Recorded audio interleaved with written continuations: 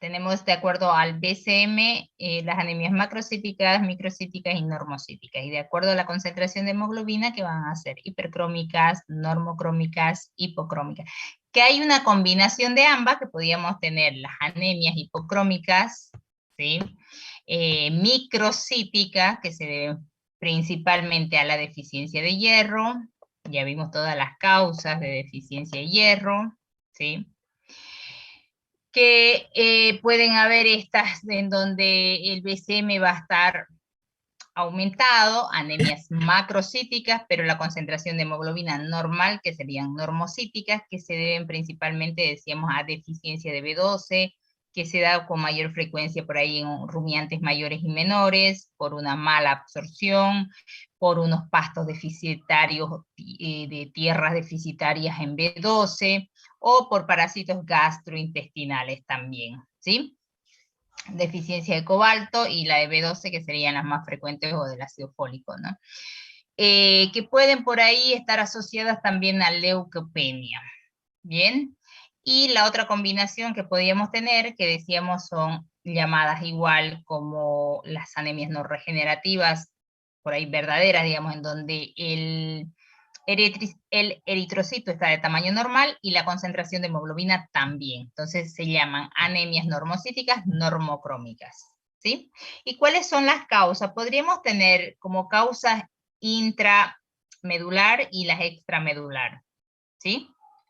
Las intramedular, la veíamos, decíamos, todo lo que afecte a la médula ósea, la productora. Hipoplasia medular, aplasia medular, las mielopatías que vienen a ser las leucemias, los virus que pueden producir panleucopenias, ¿sí? La Ehrlichia canis, que produce una panleucopenia muy marcada, mucho más que los virus, ¿sí? Y las que son extramedulares, que decíamos que afecten a aquellos órganos que interfieren en la eritropoiesis, como es, por ejemplo, el riñón, que producía la eritropoiesis. Entonces, en enfermedades renales crónicas vamos a tener una anemia normocítica normocrómica, porque no hay quien estimule la médula ósea, no hay eritropoyetina, y entonces no hay quien estimule la médula ósea. La médula ósea está bien, no está enferma, puede producir, pero no hay quien le diga, oye, producí, ¿sí?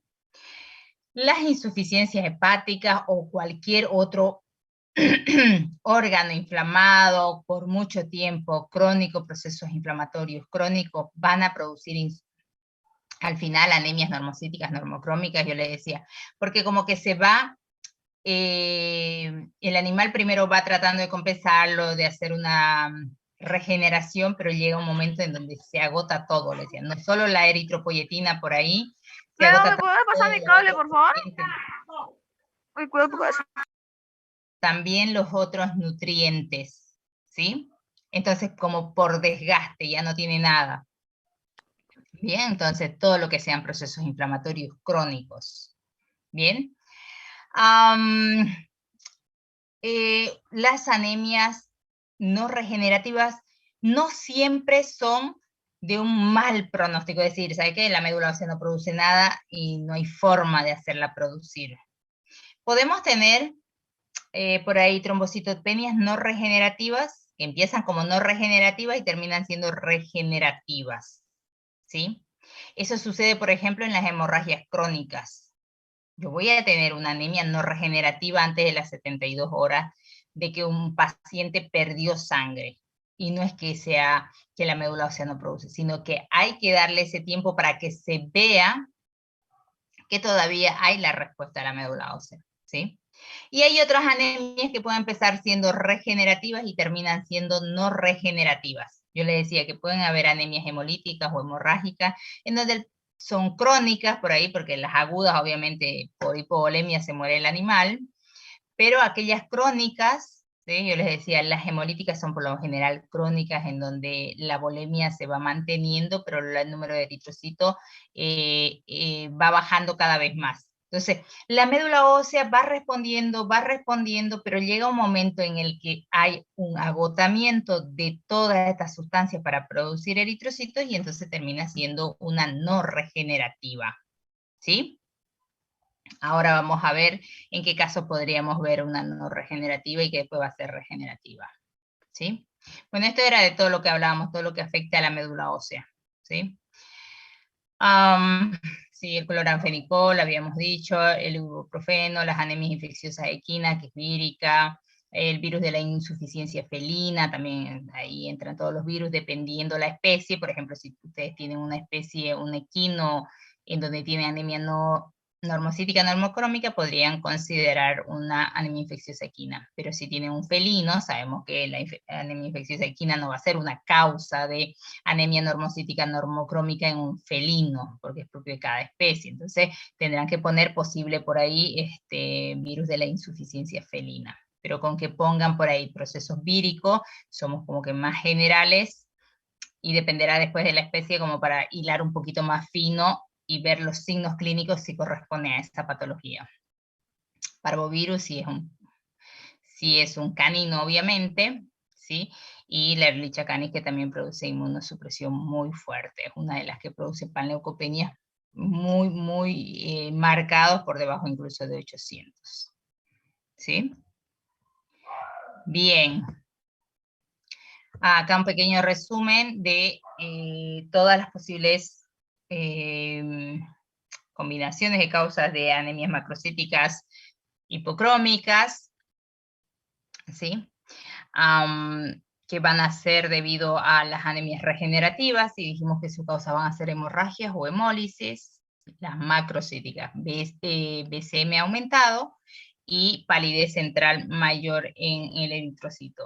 Después tenemos las macrocíticas normocrómicas, que dijimos todas las de deficiencia de cobalto, de B12, ¿sí? De ácido fólico.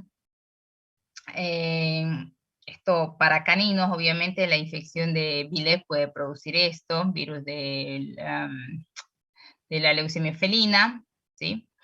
La micros, en donde el BCM está disminuido, la anemia microcítica normocrómica o hipocrómica, que por lo general es más hipocrómica, por la deficiencia de hierro, de cobre, inflamaciones crónicas, digamos, todo donde se pierda hierro, y la normocítica normocrómica, que son por ahí las llamadas verdaderas no regenerativas, que pueden ser por fallas a nivel medular, como la aplasia medular, la hipoplasia medular, las leucemias, una leucemia linfocítica, una leucemia mieloide va a producir una anemia no regenerativa, y después las extramedulares, que serían aquellas que insuficiencia renal crónica, inflamaciones graves, sean hepáticas o en cualquier otro lado, la hemólisis o las hemorragias agudas, ¿sí?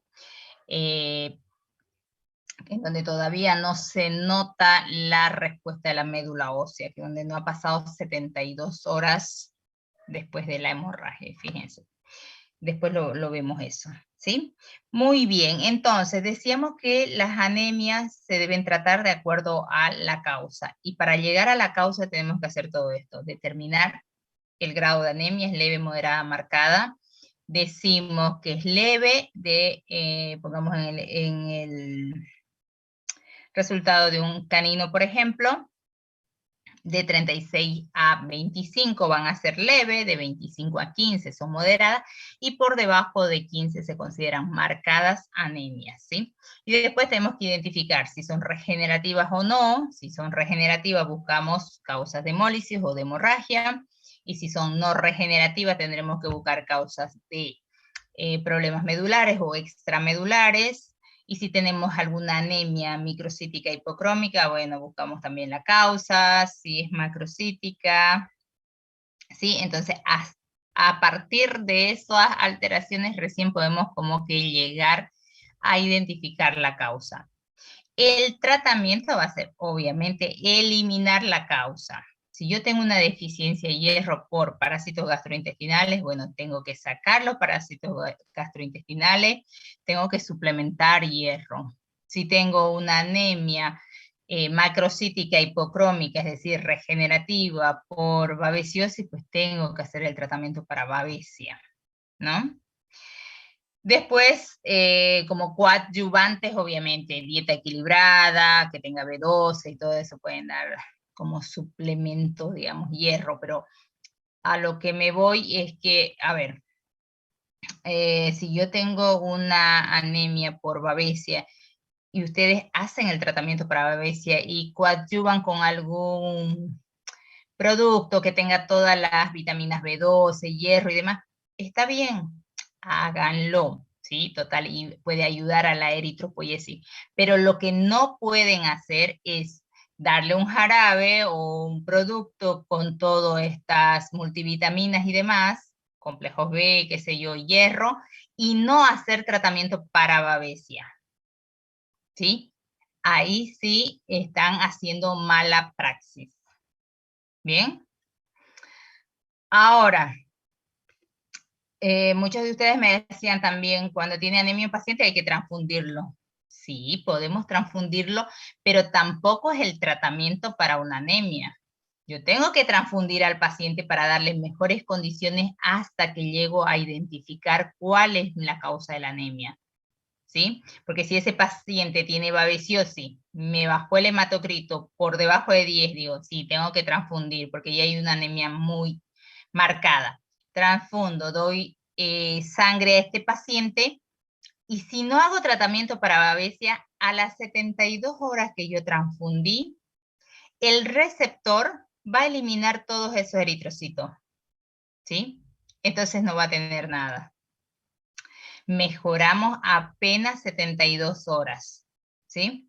Entonces, por eso, yo puedo hacer la transfusión, pero en el momento que hago la transfusión va a tener mejores condiciones mi paciente, va a respirar mejor, va a oxigenar mejor, entonces aprovecho como para buscar la causa de la anemia y empiezo a hacer terapia para eso, ¿sí? ¿Me dejo entender hasta ahí? ¿Quedó claro?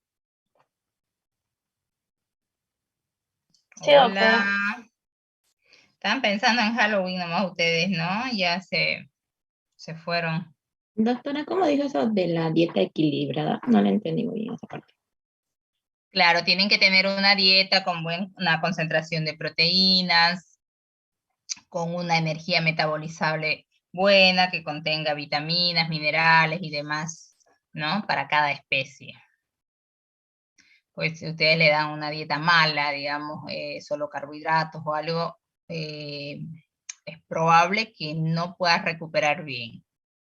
Entonces, es muy importante la alimentación, siempre y cuando también tenga un intestino que no esté alterado y que pueda absorber todo lo que le están dando, ¿no? Todos esos nutrientes.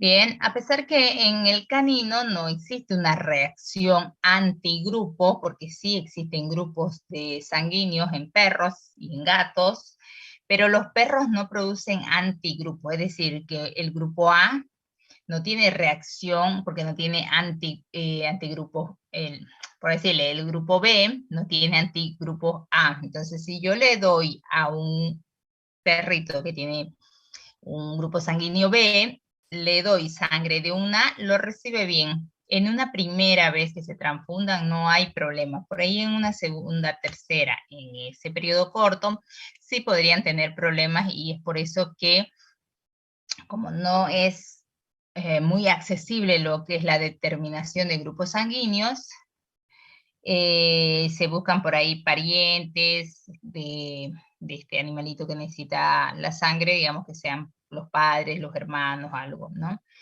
Pero en una primera instancia por ahí no hay problema. De todas maneras siempre tratan de colocar con algún corticoide, debe ser muy lento y demás para evitar shock anafiláctico, porque además tenemos que entender que el paciente viene con un nivel de oxigenación muy bajo, se acostumbró como que a vivir con poquito oxígeno y ustedes le empiezan a dar una sangre con hematocritos muy alto y ahí vienen las complicaciones a veces.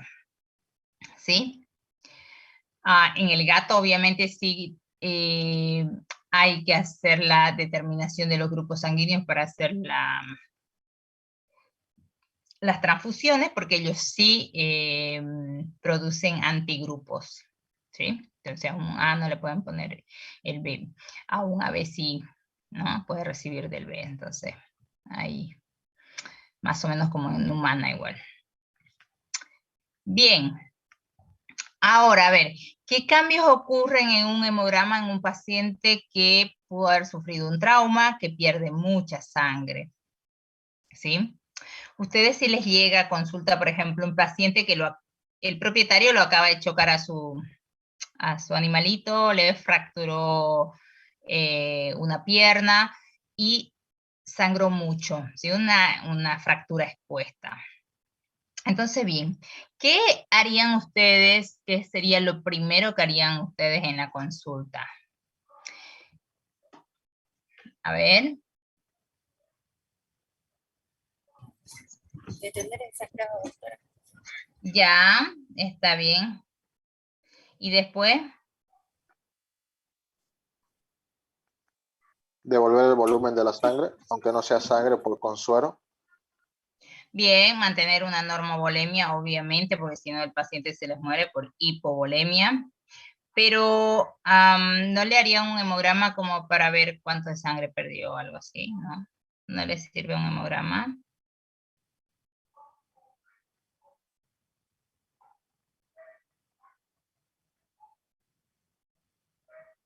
¿Cómo van a saber cuánto reponen de líquido?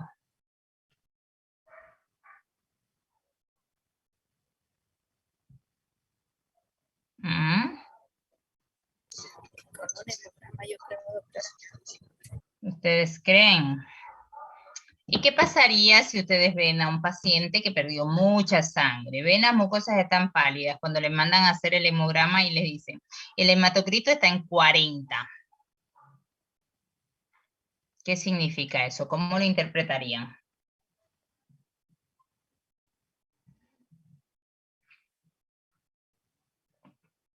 ¿Se equivocó el laboratorio?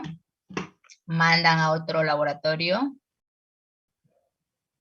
¿No le hacen caso al hemograma?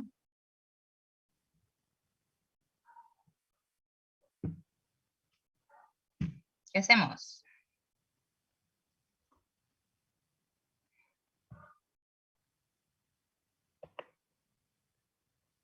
Nada, se murió el perro, el gato, o lo que sea que estén atendiendo.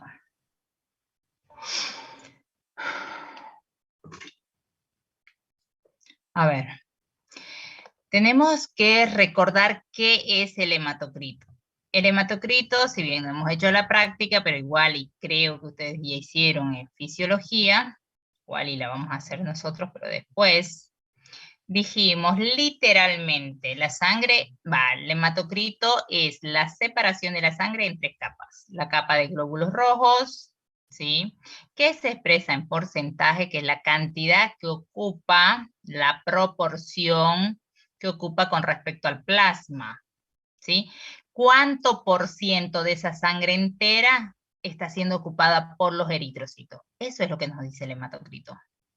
Y después tenemos el plasma y la parte de, por ahí de la costra flogística, en donde están los leucocitos, las plaquetas, que es la capa blanca esta. ¿Bien? Eso nos está diciendo. La relación de los glóbulos rojos frente al plasma. ¿Y qué es una hemorragia? La hemorragia se entiende como pérdida de sangre, ya sea por rexis, es decir, por una ruptura de un vaso, o por por rexis, que es la ruptura del vaso, o por una diapédesis, que es la salida a través de las paredes del vaso, ¿sí? Esas 2 formas tiene para salir los eritrocitos, para salir la sangre. Bien, eso es una hemorragia. Entonces, cuando yo tengo una hemorragia, lo que estoy perdiendo es sangre entera, voy a perder esta parte líquida, esta parte de los eritrocitos, la parte de leucocitos, todo, se me va la sangre entera, ¿sí? Porque si se rompe un vaso, todo el contenido de ese vaso sanguíneo se me va para afuera o a alguna cavidad, ¿sí? ¿Y qué había dentro de ese vaso sanguíneo? Pues hay eritrocito, hay leucocito y hay plaquetas. ¿Queda claro? Sí, doctora. ¿Hasta ahí? Sí, doctora. ¿Me siguen? Bien. Entonces, ¿qué pasa si un paciente, por ejemplo, sufre una rexis, pierde sangre, salió al exterior a través de la fractura, ¿sí? Porque rompió piel, hueso, todo, vasos, todos los vasos ahí. Entonces hay una pérdida considerable de sangre. Ustedes ven y le dice el propietario, botó todo este montón de sangre, le puede haber sacado fotos, algo le muestra al propietario. Le muestra al veterinario cuando llega a la consulta. Entonces mira la mucosa de ese paciente y está pálido. Eso significa, dijimos, ¿quién le da la coloración a las mucosas? Pues la concentración de hemoglobina. ¿Y dónde está la hemoglobina? Pues dentro de los eritrocitos. Entonces, si yo tengo un nivel de eritrocitos que contienen un nivel normal de hemoglobina, voy a tener todas esas mucosas de un color rosado que conocemos, digamos, ¿no? Los valores normales. Pero cuando están pálidas me están diciendo, ojo, ¿sabes qué? La hemoglobina está baja. Por ende voy a decir, hay baja de eritrocitos. ¿Sí? ¿Está bien? Voy a llegar a la conclusión de que no hay muchos eritrocitos. Y si me dicen, botó un montón ahí de sangre, claro, entonces se fueron ahí los eritrocitos. Además, por ahí respira mal y demás, por el shock del trauma y todo, ¿no? Entonces, si ustedes le sacan sangre a este paciente, ¿sí? La fracción de glóbulos rojos frente al plasma le dice 40%. No, ustedes dicen, este paciente sí está anémico.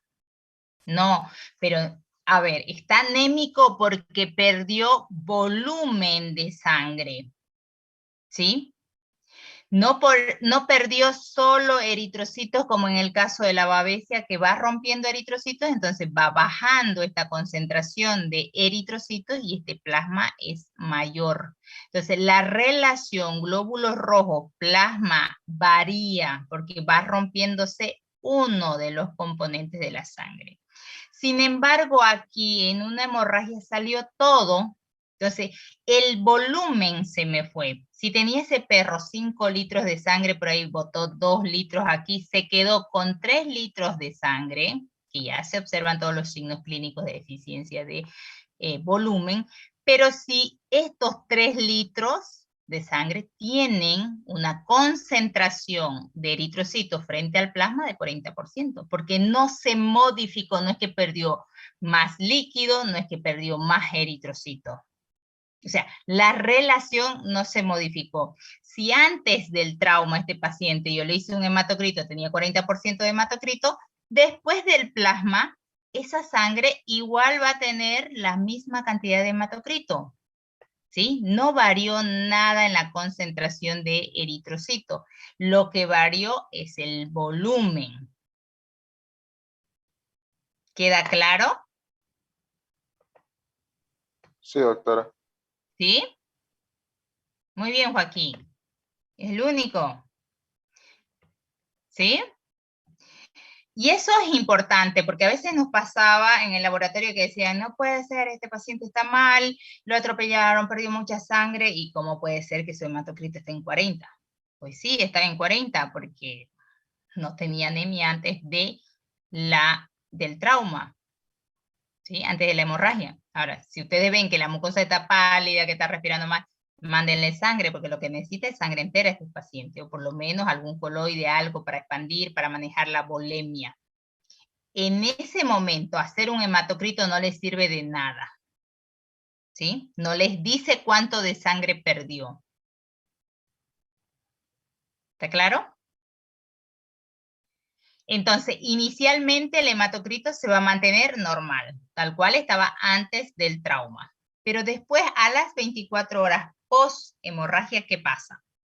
Como lo que no hay es volumen, el organismo lo identifica que me falta volumen, ¿sí? Así como nosotros estamos simplemente recreando lo que fisiológicamente pasaría, decimos, ay, le falta volumen, le voy a dar un coloide, un suerito, por lo menos para mantener la volemia. Lo mismo primero lo pensó el cuerpo, digamos, y dice, ojo, ¿sabes que me falta volumen? Entonces, ¿qué es lo que hace? Empieza a meter líquido desde el intersticio al vaso, ¿sí? A tratar de mantener la volemia.